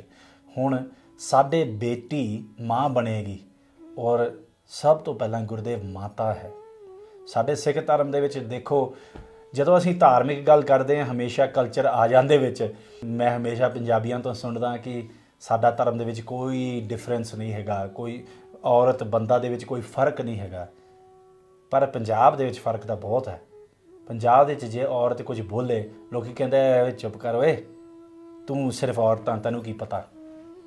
ਸਾਡੇ ਗੁਰਦੁਆਰਿਆਂ ਦੇ ਵਿੱਚ ਦੇਖੋ ਔਰਤਾਂ ਨੂੰ ਸੇਵਾ ਕਰਨ ਦਾ ਮੌਕਾ ਨਹੀਂ ਦਿੰਦਾ, ਪਰ ਰੋਜ਼ ਅਸੀਂ ਆਸਾ ਦੀ ਵਾਰ ਪੜ੍ਹਦੇ ਆ, ਭੰਡ ਜੰਮੀਆਂ ਭੰਡ ਨਿੰਮੀਆਂ, ਭੰਡ ਮੰਗਣ ਵਿਆਹੋ, ਇਹ ਸਾਰੇ ਸਮਝਾਏ ਗੁਰੂ ਮਹਾਰਾਜ ਨੇ, ਲੇਕਿਨ ਕਲਚਰ ਕਰਕੇ ਅਸੀਂ ਸਭ ਰੁਕ ਗਏ ਆ। ਤੇ ਇਸ ਚੀਜ਼ ਤੋਂ ਥੋੜ੍ਹਾ ਆਪਾਂ ਇਸ ਚੀਜ਼ ਤੋਂ ਉੱਚਾ ਹੋਈਏ। ਪੰਜਾਬ ਦੇ ਵਿੱਚ ਮੈਂ ਦੇਖਿਆ ਕੁੜੀਆਂ ਸਿਰਫ ਕੰਮ ਕਰਦੇ ਆ, ਘਰ ਦੇ ਵਿੱਚ ਜਾ ਕੇ ਬੰਦੇ ਆਰਾਮ ਸੋਫੇ ਦੇ ਉੱਤੇ ਲੰਮੇ ਪੈ ਕੇ ਆਰਾਮ ਕਰਕੇ ਬਸ ਆਪਣਾ ਅਗਲਾ ਲੰਚ ਜਾਂ ਡਿਨਰ ਦੀ ਇੰਤਜ਼ਾਰ ਕਰਦੇ, ਤੇ ਉਦੋਂ ਸਾਰੀ ਔਰਤਾਂ ਤੇ ਕੁੜੀਆਂ ਰਸੋਈ ਦੇ ਵਿੱਚ ਹੋ ਕੇ ਸਾਰੀ ਮਿਹਨਤ ਲਗਾ ਦਿੰਦੇ ਆ ਵੀ ਮੈਂ ਇਹ ਫੁਲਕਾ ਪਕਾਉਣੀ, ਮੈਂ ਚਾਹ ਬਣਾਉਣੀ ਆ, ਮੈਂ ਇਹ ਫਰਸ਼ ਪੋਚਾ ਮਾਰਨਾ, ਇਹ ਕੁੜੀਆਂ ਦਾ ਕੰਮ ਹੈ। ਤੇ ਬੰਦੇ ਇਹ ਚੀਜ਼ ਤੇ ਹੱਥ ਨਹੀਂ ਲਗਾ ਦਿੰਦੇ ਆ, ਕਿਉਂਕਿ ਉਹ ਨੀਵਾਂ ਸਮਝਦਾ। ਪੰਜਾਬੀਆਂ ਨੂੰ ਇਹ ਚੀਜ਼ ਚੇਂਜ ਕਰਨੀ ਚਾਹੀਦੀ ਹੈ, ਕਿਉਂਕਿ ਤੁਸੀਂ ਮਾਂ ਤੋਂ ਜੰਮੇ ਆ, ਤੁਸੀਂ ਮਾਂ ਤੋਂ ਸਭ ਤੋਂ ਪਹਿਲਾਂ ਸਿੱਖਣਾ ਸ਼ੁਰੂ ਕੀਤਾ, ਬਾਅਦ ਵਿੱਚ ਪਿਤਾ, ਗੁਰਦੇਵ ਮਾਤਾ, ਗੁਰਦੇਵ ਪਿਤਾ, ਗੁਰਦੇਵ ਸਵਾਮੀ ਪਰਮੇਸ਼ਰਾ। ਦੇਖੋ ਦੂਸਰੀ ਗੱਲ ਇਹ ਵੀ ਸਾਡੀ ਅਰਦਾਸ ਦੇ ਵਿੱਚ ਸਭ ਤੋਂ ਪਹਿਲਾਂ ਅਸੀਂ ਕਹਿੰਦੇ ਆ ਪ੍ਰਥਮ ਭਗਉਤੀ ਸਿਮਰ ਕੇ ਗੁਰੂ ਨਾਨਕ ਲੈ ਤੇ ਆਈ। ਗੁਰੂ ਨਾਨਕ ਦੇ ਨਾਮ ਲੈਣ ਤੋਂ ਪਹਿਲਾਂ ਅਸੀਂ ਭਗਉਤੀ ਨੂੰ ਸਿਮਰਦੇ ਆ।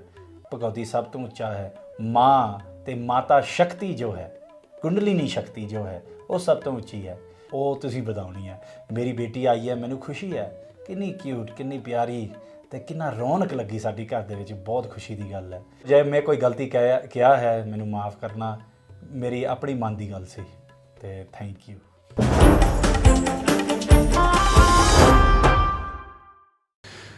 ਧੰਨ ਧੰਨ ਸ਼੍ਰੀ ਗੁਰੂ ਗੋਬਿੰਦ ਸਿੰਘ ਜੀ ਮਹਾਰਾਜ ਦਾ ਪ੍ਰਕਾਸ਼ ਦਿਹਾੜਾ ਵੱਖ-ਵੱਖ ਜਗ੍ਹਾ ਤੇ ਵੱਖ-ਵੱਖ ਦਿਨਾਂ ਤੇ ਮਨਾਇਆ ਜਾ ਰਿਹਾ ਹੈ। ਅਸੀਂ ਆਪਣੇ ਸਾਰੇ ਹੀ ਦਰਸ਼ਕਾਂ ਨੂੰ ਇੱਕ ਵਾਰੀ ਫਿਰ ਬਹੁਤ-ਬਹੁਤ ਵਧਾਈਆਂ ਪੇਸ਼ ਕਰਦੇ ਹਾਂ। ਪਿਛਲੇ ਹਫ਼ਤੇ ਸ਼੍ਰੀ ਗੁਰੂ ਗੋਬਿੰਦ ਸਿੰਘ ਜੀ ਮਹਾਰਾਜ ਦੀ ਮਹਾਨ ਸ਼ਖਸੀਅਤ ਦੇ ਸੰਬੰਧ ਦੇ ਵਿੱਚ ਪ੍ਰਿੰਸੀਪਲ ਕਸ਼ਮੀਰਾ ਸਿੰਘ ਜੀ ਦੇ ਨਾਲ ਹਰਜਿੰਦਰ ਸਿੰਘ ਥਿੰਦ ਹੁਣਾਂ ਦੀ ਗੱਲਬਾਤ ਚੱਲ ਰਹੀ ਸੀ, ਜੋ ਸਾਡੇ ਦਰਸ਼ਕ ਬਹੁਤ ਪਸੰਦ ਕਰ ਰਹੇ ਹਨ।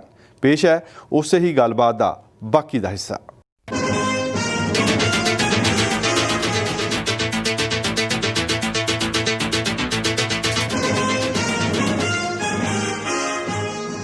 ਮੇਰੇ ਖਿਆਲ ਗੁਰੂ ਸਾਹਿਬ ਨੇ ਜਿਹੜਾ ਸਿਧਾਂਤ ਦਿੱਤਾ ਉਹ ਦਿੱਤਾ ਵੀ ਜਿਹੜੇ ਸੰਸਾਰ ਭਰ ਦੇ ਇਨਸਾਨ ਨੇ ਉਹ ਸਭ ਬਰਾਬਰ ਨੇ। ਇੱਕ ਸੈਕੂਲਰਿਜ਼ਮ ਦਾ, ਜਾਤ ਪਾਤ ਖਤਮ ਕਰਨ ਦਾ, ਇਕੁਐਲਿਟੀ ਆਫ ਹਿਊਮਨ ਬੀਇੰਗਸ ਦਾ ਸਿਧਾਂਤ ਉਸ ਵੇਲੇ ਦਿੱਤਾ। ਬਿਲਕੁਲ ਸਹੀ ਗੱਲ ਹੈ। ਔਰ ਉਸ ਸਮੇਂ ਥਿੰਦ ਸਾਹਿਬ ਜਿਹੜੇ ਧਾਰਮਿਕ ਲੀਡਰ ਆ ਨਾ, ਦੇਖੋ ਪਹਿਲੀ ਤਾਂ ਇਹ ਗੱਲ ਕਲੀਅਰ ਆਪਾਂ ਕਰ ਲਈਏ ਵੀ ਇੱਥੇ ਸਾਡਾ ਪਰਪਸ ਕੋਈ ਇੱਦਾਂ ਨਹੀਂ ਹੈ ਵੀ ਕਿਸੇ ਧਰਮ ਦਾ ਖੰਡਨ ਕਰਨਾ ਜਾਂ ਕਿਸੇ ਨੂੰ ਬਿਹਤਰ ਦੱਸਣਾ ਜਾਂ ਕੋਈ ਉਹਦੇ ਨਾਲੋਂ ਬਿਹਤਰ, ਇਹ ਨਹੀਂ ਹੈ। ਪਰ ਮੈਂ ਸਿਰਫ ਇਹ ਕਹਿਣਾ ਚਾਹੁੰਦਾ ਵੀ ਆਲਮੋਸਟ ਪਹਿਲਾਂ ਸਾਰਿਆਂ ਧਰਮਾਂ ਦੇ ਵਿੱਚ ਜਿਹੜੇ ਬੰਦੇ ਸੀ ਉਹਨੇ ਆਪਣੇ ਆਪ ਦਾ ਕਲੇਮ ਕੀਤਾ। ਕਿਸੇ ਨੇ ਦੇਵਤਾ ਕਲੇਮ ਕੀਤਾ, ਕਿਸੇ ਨੇ ਮੈਸੇਂਜਰ ਕਲੇਮ ਕੀਤਾ, ਕਿਸੇ ਨੇ ਬੇਟਾ ਕਲੇਮ ਕੀਤਾ, ਕਿਸੇ ਨੇ ਇਸ ਤਰ੍ਹਾਂ ਪੇ ਉਹਦਾ ਹੀ ਰੂਪ ਆ ਜਾ ਕੇ ਅਸੀਂ ਮੈਂ ਉਹਦੇ ਇਸ ਕਿਸਮ ਨਾਲ ਨਹੀਂ ਜੋੜਿਆ। ਗੁਰੂ ਸਾਹਿਬ ਨੇ ਇਸ ਕਿਸਮ ਦੇ ਨਾਲ ਉਹਨੇ ਕੋਈ ਕਿਹਾ, ਸਗੋਂ ਬਹੁਤ ਕਲੀਅਰ ਸ਼ਬਦਾਂ ਦੇ ਵਿੱਚ ਜੋ ਹਮ ਕੋ ਪਰਮੇਸ਼ਰ ਉਚਰੇ, ਜਿਹੜਾ ਮੈਨੂੰ ਪਰਮੇਸ਼ਰ ਕਹੂਗਾ ਨਰਕ ਵਿੱਚ ਸੜੂਗਾ ਹੋ ਜਾ ਕੇ, ਮੈਂ ਐਮ ਨਾਟ ਪਰਮੇਸ਼ਰ, ਨਹੀਂ ਮੈਂ ਨਹੀਂ ਹੈ, ਮੈਂ ਕੋਈ ਰੂਪ ਨਹੀਂ ਉਹਦਾ ਹੈਗਾ, ਮੈਂ ਤਾਂ ਪਰਮ ਪੁਰਖ ਦਾ ਦਾਸਾ ਦੇਖਣ ਆਇਆ ਜਗਤ ਤਮਸਾ। ਤਾਂ ਮੈਂ ਤਾਂ ਉਹ ਇੱਕ ਹੈਗਾ ਜਿਹੜਾ ਦੁਨੀਆ ਦੇਖਣ ਆਉਣਾ, ਦਾਸ ਹੈ ਕਿਤੇ ਦੇਸ ਦਾਸ ਹੈ। ਸੋ ਇੱਕ ਤਾਂ ਇਹ ਗੱਲ ਸੀ ਵੀ ਉਹਨੇ ਇਹਦੇ ਵਿੱਚ ਇਹ ਗੱਲ ਕੀਤੀ। ਫਿਰ ਇੱਦਾਂ ਨਹੀਂ ਹੋਇਆ ਹੈ ਜਾ ਕੇ ਵੀ ਜਿਹੜਾ ਇੱਦਾਂ ਸਾਨੂੰ ਮੰਨੂਗਾ ਉਹੀ ਧਾਰਮਿਕ ਹੈ।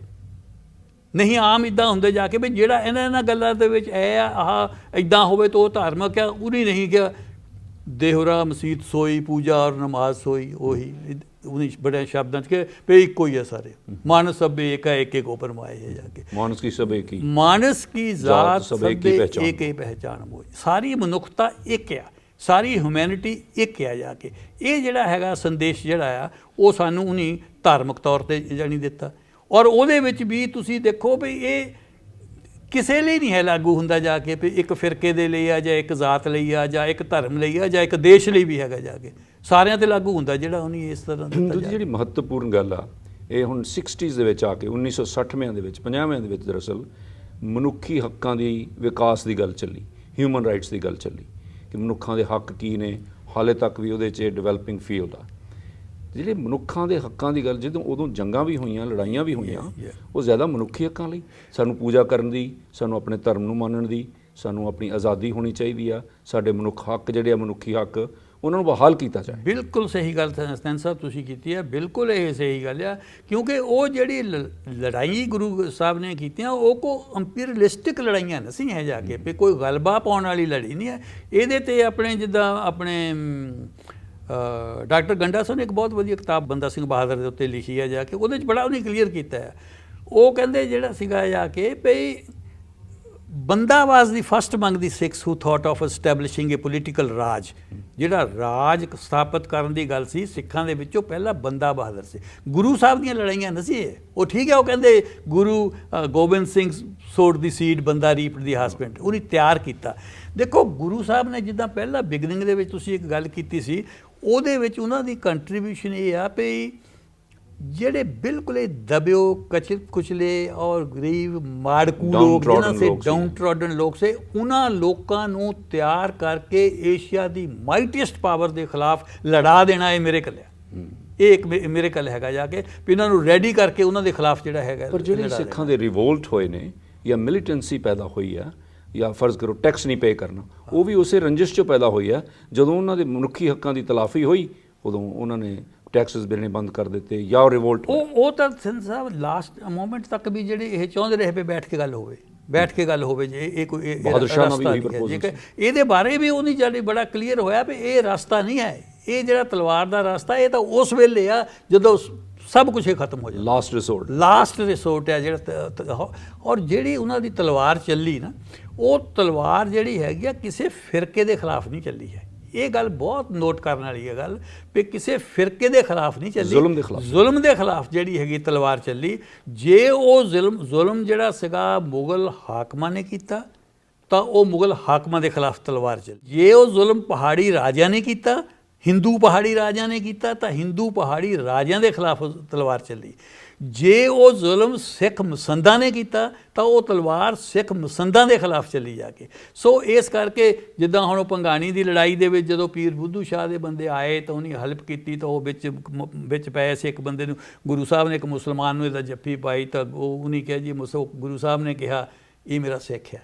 ਉਹਨੇ ਕਿਹਾ ਜੀ ਇਹ ਮੁਸਲਮਾਨ ਹੈ, ਕਹਿੰਦੇ ਮੈਨੂੰ ਨਹੀਂ ਪਤਾ ਕੀ ਹੈ, ਇਹ ਮੇਰਾ ਸਿੱਖ ਹੈ ਜਾ ਕੇ। ਠੀਕ ਹੈ ਨਾ, ਇਹ ਹੁਣ ਗੱਲਾਂ ਸਾਡੇ ਕੋਲ ਜਿੱਦਾਂ ਆਉਂਦੀਆਂ ਇਤਿਹਾਸ ਦੇ ਵਿੱਚ। ਠੀਕ ਹੈ, ਦੇਖੋ ਕਿਉਂਕਿ ਇਨਸਾਨ ਹੈ, ਇਨਸਾਨ ਨੂੰ ਪਿਆਰ ਕਰਦਾ। ਹਾਂ, ਇਨਸਾਨ ਨੂੰ ਜੇ ਹੁਣ ਫਰਜ਼ ਕਰ ਲਓ ਜਿਹੜਾ ਅਸੀਂ ਇਹ ਕਹਿ ਦਿੰਦੇ ਹਾਂ ਵੀ ਨਹੀਂ ਜੀ ਉਹਨੇ, ਕਿਉਂਕਿ ਜਿਸ ਵੇਲੇ ਮਸੰਦ ਸਿਸਟਮ ਨੂੰ ਨਹੀਂ ਖਤਮ ਕੀਤਾ, ਮਸੰਦ ਜਿਹੜਾ ਸੀ ਮਸੰਦਾਂ ਨੇ ਗੁਰੂ ਸਾਹਿਬ ਦੀ ਮਦਰ ਨੂੰ ਅਪਰੋਚ ਕੀਤਾ ਵੀ ਇਹ ਕੀ ਕਰ ਰਹੇ ਆ ਜਾ ਕੇ, ਅਸੀਂ ਜਿਨ੍ਹਾਂ ਨੇ ਸਿੱਖੀ ਨੂੰ ਇੱਥੇ ਤੱਕ ਲਿਆਂਦਾ, ਅਸੀਂ ਜਿਹੜੇ ਥੰਮ ਆ ਸਿੱਖੀ ਦੇ, ਸਾਨੂੰ ਖਤਮ ਕਰਨ ਲੱਗੇ ਹੋਏ ਆ। ਤੇ ਉਹਨਾਂ ਦੀ ਮਾਤਾ ਜੀ ਨੇ ਕਿਹਾ ਵੀ ਜਾ ਕੇ ਵੀ ਤੁਸੀਂ ਇਹਦੇ ਬਾਰੇ ਉਹਨੇ ਕਿਹਾ ਨਹੀਂ ਇਹ ਮੇਰੇ ਸਿੱਖ ਨਹੀਂ ਹੈ, ਇਹ ਬੇਈਮਾਨ ਹੈ, ਇਹ ਪੂਜਾ ਦਾ ਧਨ ਖਾਂਦੇ ਆ, ਪੈਸੇ ਖਾਂਦੇ ਆ, ਲੋਕਾਂ ਤੇ ਜ਼ੁਲਮ ਕਰਦੇ ਆ। ਉਹਨਾਂ ਦਿਨਾਂ ਦੇ ਵਿੱਚ ਕਿਸੇ ਆਮ ਸਿੱਖਾਂ ਨੇ ਇੱਕ ਵਾਰ ਉੱਥੇ ਪਲੇ ਬਣਾ ਕੇ ਅਨੰਦਪੁਰ ਸਾਹਿਬ ਦੇ ਵਿੱਚ ਡਰਾਮਾ ਪੇਸ਼ ਕੀਤਾ ਇੱਕ ਜਾ ਕੇ, ਜਿਹਦੇ ਵਿੱਚ ਉਹਨੇ ਦੱਸਿਆ ਵੀ ਮਸੰਦ ਇੱਦਾਂ ਜ਼ੁਲਮ ਕਰਦੇ ਆ ਗੁਰੂ ਸਾਹਿਬ ਦੇ ਸਾਹਮਣੇ। ਸੋ ਗੁਰੂ ਸਾਹਿਬ ਕਨਵਿੰਸ ਹੋਏ ਸੀ ਵੀ ਇਹ ਜਿਹੜੇ ਹੈਗੇ ਆ ਇਹ ਜਿਹੜੇ ਆ ਸਿੱਖੀ ਅਸੂਲਾਂ ਨੂੰ ਢਾਹ ਲਾ ਰਹੇ ਆ। ਜਿਸ ਅਸੂਲਾਂ ਦੇ ਉੱਤੇ ਸਿੱਖੀ ਨੂੰ ਅਸੀਂ ਖੜਾ ਕੀਤਾ ਆ ਉਹ ਇਹਨੂੰ ਢਾਹ ਰਿਹਾ, ਉਹਨੂੰ ਖਤਮ ਕਰਦਾ। ਔਰ ਉਹਦੇ ਵਿੱਚ ਤਾਂ ਚਲੋ ਇਤਿਹਾਸਕਾਰਾਂ ਦੇ ਵਿੱਚ ਬਹੁਤ ਫਰਕ ਹੈ ਵੀ ਕਿਸ ਕਿਸਮ ਨਾਲ ਉਹਨਾਂ ਨੂੰ ਪਨਿਸ਼ ਕੀਤਾ। ਕਈ ਤਾਂ ਸਮਝਦੇ ਆ ਵੀ ਉਹਨਾਂ ਨੂੰ ਬਹੁਤ ਜ਼ਿਆਦਾ ਸਜ਼ਾਵਾਂ ਦਿੱਤੀਆਂ ਗਈਆਂ ਜਾ ਕੇ ਉਸ ਸਿਸਟਮ ਸਿੱਟਿਆ ਗਿਆ ਕਿਉਂਕਿ ਉਹ ਜ਼ੁਲਮ ਕਰਦੇ ਸੀ। ਸੋ ਇਸ ਗੱਲ ਨੂੰ ਵੀ ਆਪਾਂ ਨੂੰ ਇਹ ਮੰਨ ਲੈਣਾ ਚਾਹੀਦਾ ਜਾ ਕੇ ਵੀ ਗੁਰੂ ਸਾਹਿਬ ਦੀ ਲੜਾਈ ਕਿਸੇ ਫਿਰਕੇ ਦੇ ਨਾਲ ਨਹੀਂ ਸੀ। ਗੁਰੂ ਸਾਹਿਬ ਦੀ ਲੜਾਈ ਜਿਹੜੀ ਹੈਗੀ ਆ ਉਹ ਜ਼ੁਲਮ ਦੇ ਖਿਲਾਫ ਸੀ, ਔਰ ਜ਼ੁਲਮ ਦੇ ਖਿਲਾਫ ਆਖਰੀ ਦਮ ਤੱਕ ਲੜਦੇ ਰਹੇ। ਥਿੰਦ ਸਾਹਿਬ ਦੇਖੋ, ਤੁਸੀਂ ਦੇਖੋ 42 ਸਾਲ ਗੁਰੂ ਸਾਹਿਬ ਦੀ ਸੀ।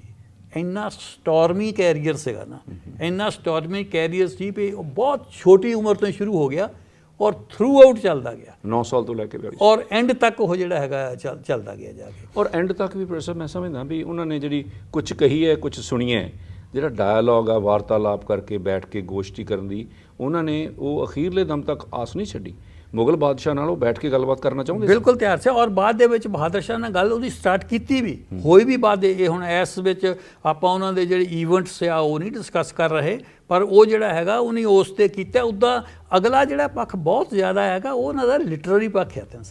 ਥਿੰਦ ਸਾਹਿਬ ਤੁਸੀਂ ਹੈਰਾਨ ਹੋਵੋਗੇ ਇਸ ਗੱਲ ਦੇ ਨਾਲ ਵੀ ਇੱਕ ਆਦਮੀ ਦੇ ਵਿੱਚ, ਇੱਕ ਬੰਦੇ ਦੇ ਵਿੱਚ ਇੰਨੇ ਮਲਟੀ ਫੇਸਡ ਪਰਸਨੈਲਿਟੀ ਆ। ਕਿਤੇ ਵਾਰੀਅਰ ਆ, ਕਿਤੇ ਯੋਧਾ ਆ, ਕਿਤੇ ਲਿਟਰੇਚਰ ਦਾ ਆਦਮੀ ਆ, ਕਿਤੇ ਫਾਰਸੀ ਦਾ ਵਿਦਵਾਨ ਆ, ਕਿਤੇ ਮਤਲਬ ਇੰਨੀਆਂ ਚੀਜ਼ਾਂ ਇੱਕ ਆਦਮੀ ਦੇ ਵਿੱਚ ਔਰ ਇੰਨੀ ਥੋੜ੍ਹੀ ਉਮਰ ਦੇ ਵਿੱਚ ਇਹ ਜਿਹੜੀਆਂ ਕਰ ਰਹੀਆਂ, ਇਹ ਇੱਕ ਜਿਹੜਾ ਹੈਗਾ ਆ ਇਹ ਮੈਂ ਸਮਝਦਾ ਵੀ ਇੱਕ ਮੇਰੇ ਗੱਲ ਵਾਲੀ ਗੱਲ ਹੈ। ਪਰ ਗੁਰੂ ਸਾਹਿਬ ਦੀ ਜਿਹੜੀ ਕਾਮਯਾਬੀ ਆ ਉਹ ਇਸ ਗੱਲ ਦੇ ਉੱਤੇ ਹੈਗੀ ਆ ਵੀ ਉਹਨੇ ਜਿੱਦਾਂ ਪਹਿਲਾਂ ਸ਼ੁਰੂ ਆਪਾਂ ਕੀਤੀ ਸੀ ਵੀ ਉਹਨਾਂ ਦਬੇ ਕਚਲੇ ਲੋਕਾਂ ਨੂੰ ਤਿਆਰ ਕਰਕੇ ਮਾਈਟਸ ਪਾਵਰ ਦੇ ਖਿਲਾਫ ਲੜਾਉਣਾ। 1699 ਦੇ ਵਿੱਚ ਖਾਲਸੇ ਨੂੰ ਕ੍ਰੀਏਟ ਕੀਤਾ ਔਰ 1799 ਦੇ ਵਿੱਚ ਮਹਾਰਾਜਾ ਰਣਜੀਤ ਸਿੰਘ ਨੇ ਲਾਹੌਰ ਦੇ ਉੱਤੇ ਆਪਣਾ ਕਬਜ਼ਾ ਕਰਕੇ ਝੰਡਾ ਚਲਾ ਦਿੱਤਾ ਸੀ 100 ਸਾਲ ਦੇ ਵਿੱਚ। ਸੋ ਇਹ ਜਿਹੜੀ ਸੀ ਉਹ ਜਿਹੜਾ ਲਾਹੌਰ ਦੇ ਵਿੱਚ 1799 ਦੇ ਵਿੱਚ ਕਬਜ਼ਾ ਹੋਇਆ, ਉਹਦੀ ਨੀਂਹ 1699 ਦੇ ਵਿੱਚ ਰੱਖੀ ਗਈ ਸੀ ਜਿਸ ਵੇਲੇ ਖਾਲਸੇ ਦੀ ਜਿਹੜਾ ਉਹਨਾਂ ਦਾ ਲਿਟਰਰੀ ਪੱਖ ਹੈ, ਸਾਹਿਤਕ ਉਹਨਾਂ ਨੇ ਬਹੁਤ ਰਚਿਆ ਬੜੀ ਥੋੜੀ ਉਮਰ ਦੇ ਵਿੱਚ, ਨਾਲੇ ਜੰਗਾਂ ਦੇ ਮਾਹੌਲ ਦੇ ਵਿੱਚ ਵੀ ਉਹ ਲਗਾਤਾਰ ਕ੍ਰੀਏਟਿਵ ਜਿਹੜੀ ਲਿਖਦੇ ਰਹੇ, ਲਿਖਾਉਂਦੇ ਰਹੇ। ਔਰ ਜਿਸ ਵੇਲੇ ਦਮਦਮਾ ਸਾਹਿਬ ਦੇ ਵਿੱਚ ਆਏ ਉੱਥੇ ਸਾਰੇ ਵਿਦਵਾਨਾਂ ਨੂੰ ਇਕੱਠਾ ਕੀਤਾ, ਸੰਸਕ੍ਰਿਤ ਦੇ, ਬ੍ਰਿਜ ਭਾਸ਼ਾ ਦੇ, ਪੰਜਾਬੀ ਦੇ, ਹਿੰਦੀ ਦੇ ਜਾਂ ਪਰਸ਼ੀਅਨ ਦੇ, ਅਰਬੀ ਦੇ ਸਾਰੇ ਵਿਦਵਾਨਾਂ ਨੂੰ ਇਕੱਠੇ ਕਰਕੇ ਉੱਥੇ ਬੈਠੇ ਔਰ ਉਹਦਾ ਨਾਂ ਵੀ ਗੁਰੂ ਕਾਸ਼ੀ ਕਹਿਤਾ ਵੀ ਜਿੱਦਾਂ ਬਨਾਰਸ ਦੇ ਵਿੱਚ ਅੱਗੇ ਬੜਾ ਲਿਟਰਰੀ ਕੰਮ ਹੁੰਦਾ ਸੀ ਹਿੰਦੂ ਧਰਮ, ਇਹ ਗੁਰੂ ਕਾਸ਼ੀ ਹੈ, ਇੱਥੇ ਹੋਊਗਾ। ਨਾਲੇ ਉਹਨਾਂ ਦਾ ਸਤਿਕਾਰ ਕੀਤਾ ਔਰ ਉਹਨਾਂ ਨੂੰ ਪ੍ਰੋਪਰ ਉਹਨਾਂ ਦੀ ਥਾਂ ਦਿੱਤੀ। ਔਰ ਇਸ ਗੱਲ ਕਰਕੇ ਮੈਂ ਕਹਿੰਦਾ ਵੀ ਇੰਨੇ ਪਰਸਨੈਲਿਟੀ ਵਿੱਚ, ਪੋਲੀਟੀਕਲ ਵਿੱਚ, ਰਿਲੀਜੀਅਸ ਵਿੱਚ, ਇਹ ਲਿਟਰੇਚਰ ਦਾ ਪੱਖ ਵਿੱਚ, ਪੋਇਮ ਵਿੱਚ, ਕਵਿਤਾ, ਉਹਨਾਂ ਦਾ ਆਪਣਾ ਜਿਹੜਾ ਹੈਗਾ ਇਸ ਪਾਸੇ ਬਹੁਤ ਕੰਮ ਕੀਤਾ ਜਾ। ਪਰ ਸਭ ਅਖੀਰ 'ਚ ਕੀ ਕਹਿਣਾ ਚਾਹੋਗੇ?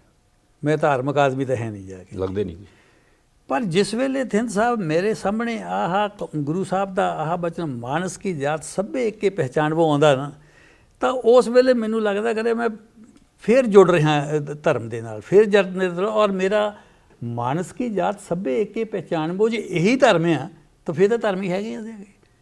ਜੇ ਇਹੀ ਆਧਾਰ ਆ ਸਭ ਦਾ, ਫਿਰ ਤਾਂ ਦੁਨੀਆ ਦੇ ਵਿੱਚ ਜਾ ਕੇ ਕੋਈ ਝਗੜਾ ਹੀ ਨਹੀਂ ਰਹਿ ਜਾਂਦਾ। ਝਗੜੇ ਦੁਨੀਆ 'ਚ ਸ਼ੁਰੂ ਕਦੋਂ ਹੁੰਦੇ ਆ? ਜਿਸ ਵੇਲੇ ਅਸੀਂ ਮਾਨਸ ਕੀ ਜ਼ਾਤ ਸਭੇ 195 ਨਾਲੋਂ ਟੁੱਟਦੇ ਹਾਂ, ਫਿਰ ਅਸੀਂ ਬਣ ਜਾਂਦੇ ਹਾਂ ਹਿੰਦੁਸਤਾਨੀ, ਪਾਕਿਸਤਾਨੀ, ਦੁਆਬੀਏ, ਮਾਝੇ ਦੇ, ਫਲਾਣੇ ਦੇ ਫਲਾਣੇ।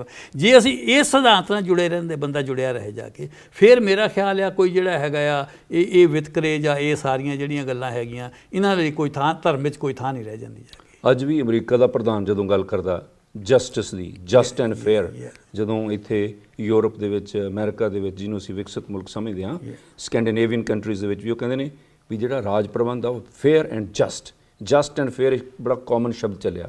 ਜਸਟਿਸ ਦੀ ਤੇ ਫੇਅਰਨੈਸ ਦੀ ਗੱਲਬਾਤ ਤਾਂ ਉਦੋਂ ਸ਼ੁਰੂ ਹੋਈ ਜਦੋਂ ਗੁਰੂ ਸਾਹਿਬ ਨੇ ਆਹ ਸਿਧਾਂਤ ਰੱਖ ਦਿੱਤੇ। ਸਿੱਧੀ ਗੱਲ ਸਿੰਘ ਸਾਹਿਬ ਇਹ ਆ ਵੀ ਜੇ ਤੁਸੀਂ ਸਾਰੀ ਮਨੁੱਖਤਾ ਨੂੰ ਇੱਕ ਮੰਨੋ, ਤੁਸੀਂ ਇਹ ਨਾ ਮੰਨੋ ਵੀ ਇਹ ਫਲਾਨਾ ਹੈ, ਫਲਾਨਾ ਹੈ, ਫਲਾਨਾ ਹੈ, ਇਹ ਕਾਲਾ ਹੈ, ਗੋਰਾ ਹੈ, ਔਰਤ ਹੈ, ਤੇ ਮਰਦ ਆ, ਤੇ ਪਾਕਿਸਤਾਨੀ ਹੈ, ਹਿੰਦੁਸਤਾਨੀ ਆ, ਤਾਂ ਫਿਰ ਹਾਂ ਜਿੱਦਾਂ ਆਪਾਂ ਗੱਲ, ਫਿਰ ਜੇ ਸਾਰੀ ਮਨੁੱਖਤਾ ਹੀ ਇੱਕ ਆ, that's all.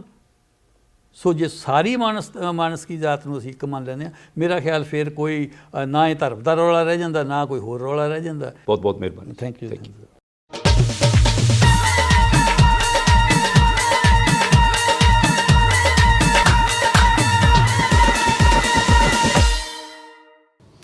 Punjabi film industry ਦੇ ਵਿੱਚ ਜੇ ਅਸੀਂ ਬਲਜੀਤ ਸਿੰਘ ਦਿਓ ਹੋਣਾ ਦੀ ਗੱਲ ਕਰਦੇ ਹਾਂ ਤਾਂ ਕਿਸੇ ਵੀ ਜਾਣਕਾਰੀ ਦੇ ਮੁਹਤਾਜ ਨਹੀਂ ਹਨ। ਬਹੁਤ ਸਫਲ ਪੰਜਾਬੀ ਫਿਲਮਾਂ ਦੇ ਉਹ ਡਾਇਰੈਕਟਰ ਵੀ ਰਹੇ ਹਨ ਔਰ ਉਹਨਾਂ ਨੇ ਸਿਨੇਮਾਟੋਗ੍ਰਾਫੀ ਦੇ ਵਿੱਚ ਵੀ ਲਾਸਾਨੀ ਕੰਮ ਕੀਤਾ ਹੈ। ਔਰ ਬਲਜੀਤ ਸਿੰਘ ਦਿਓ ਹੋਣਾ ਨੇ ਹੁਣੇ ਇੱਕ ਮਿਊਜ਼ਿਕ ਵੀਡੀਓ ਤਿਆਰ ਕੀਤੀ ਜਿਹੜੀ ਕਿ ਇੱਕ ਸ਼ਾਰਟ ਫਿਲਮ ਦੇ ਰੂਪ ਦੇ ਵਿੱਚ ਹੈ, ਕੀਪ ਮੂਵਿੰਗ, ਜਿਸ ਦੇ ਵਿੱਚ ਉਹਨਾਂ ਨਿਰਾਸ਼ ਲੋਕਾਂ ਦੇ ਵਾਸਤੇ ਬਹੁਤ ਪਾਵਰਫੁਲ ਸੁਨੇਹਾ ਹੈ, ਕਿਉਂਕਿ ਇਸ ਦੁਨੀਆ ਦੇ ਵਿੱਚ ਬਹੁਤ ਸਾਰੇ ਲੋਕ ਹਨ ਜਿਹੜੇ ਕਿ ਮੈਂਟਲ ਹੈਲਥ ਦਾ ਸ਼ਿਕਾਰ ਹੋ ਜਾਂਦੇ ਹਨ। ਜਿਹੜੀਆਂ ਦੁਸ਼ਵਾਰੀਆਂ ਆਉਂਦੀਆਂ ਹਨ, ਮੁਸੀਬਤਾਂ ਆਉਂਦੀਆਂ ਹਨ, ਉਹਨਾਂ ਤੋਂ ਘਬਰਾ ਜਾਂਦੇ ਹਨ, ਆਪਣੀ ਜ਼ਿੰਦਗੀ ਵੀ ਖਰਾਬ ਕਰ ਲੈਂਦੇ ਹਨ ਤੇ ਬਾਕੀਆਂ ਦੀ ਵੀ ਜ਼ਿੰਦਗੀ ਦੇ ਉੱਤੇ ਬਹੁਤ ਮਾੜਾ ਪ੍ਰਭਾਵ ਪਾਉਂਦੇ ਹਨ। ਉਹਨਾਂ ਦੇ ਵਾਸਤੇ ਬਹੁਤ ਚੰਗਾ ਸੁਨੇਹਾ ਦੇਣ ਵਾਲੀ ਇਹ ਫਿਲਮ ਹੈ ਔਰ ਇਸ ਮਿਊਜ਼ਿਕ ਵੀਡੀਓ ਦਾ ਨਾਂ ਹੈ ਕੀਪ ਮੂਵਿੰਗ, ਤੁਰਿਆ ਤੁਰਿਆ ਜਾ। ਜ਼ਿੰਦਗੀ ਚੱਲਣ ਦਾ ਨਾਂ ਹੈ। ਇਸ ਦੇ ਵਿੱਚ ਹਿੰਮਤ ਦੇ ਨਾਲ ਅੱਗੇ ਵਧੋ। ਪ੍ਰੋਬਲਮਾਂ ਜਿਹੜੀਆਂ ਸਮੱਸਿਆਵਾਂ ਹਨ ਤੁਹਾਡੀਆਂ ਆਪੇ ਹੀ ਪਿੱਛੇ ਰਹਿ ਜਾਣਗੀਆਂ।